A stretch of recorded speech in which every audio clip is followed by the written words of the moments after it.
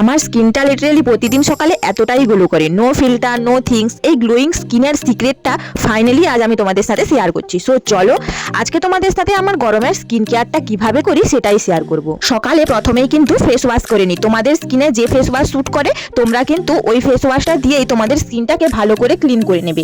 এরপরে যে স্টেপটা আমি ফলো করব, গরমকালে সকালে এর চেয়ে ভালো স্কিন কেয়ার হতেই পারে না, সেটা হলো আইস ওয়াটারে স্কিনটাকে পুরোপুরি ডিপ করিয়ে রাখবো মোটামুটি 3 থেকে 5 মিনিট মতো। তোমরাও এই স্টেপটা একবার হলেও ফলো করো, এটা ভীষণ ভালো রেজাল্ট দেয়। এটা ফেসে একটা ইনস্ট্যান্ট গ্লো এনে দেয়, সাথে সাথে যে কোনো প্রবলেমকেও রিপেয়ার করে দেয় ইজিলি। এরপর যেগুলো আমি ইউজ করব সেগুলো প্রায় সবার বাড়িতেই পাওয়া যায়, ঘরোয়া কিছু উপাদান। র মিল্ক বা কাঁচা দুধ, এর সঙ্গে অ্যাড করব বিটরুট পাউডার। এটা ভালোভাবে স্কিনে অ্যাপ্লাই করব, বেশ কিছুক্ষণ রেস্টে রেখে দেবো, তারপর ভালোভাবে ওয়াশ করে নেব।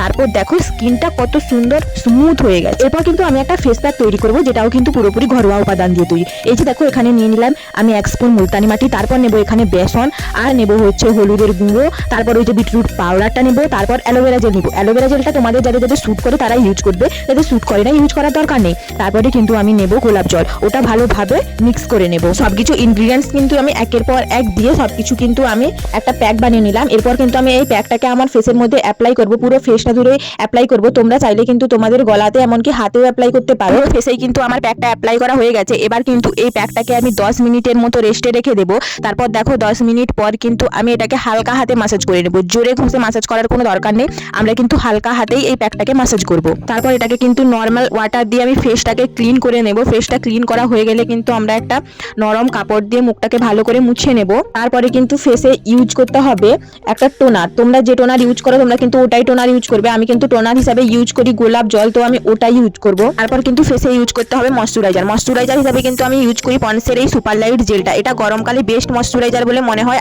আমার কাছে।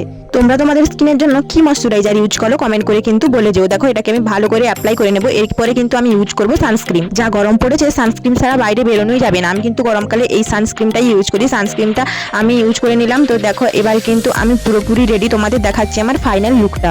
তুলে নিচে গেছি বলে তাও সে বোঝে না, সোহাগ রন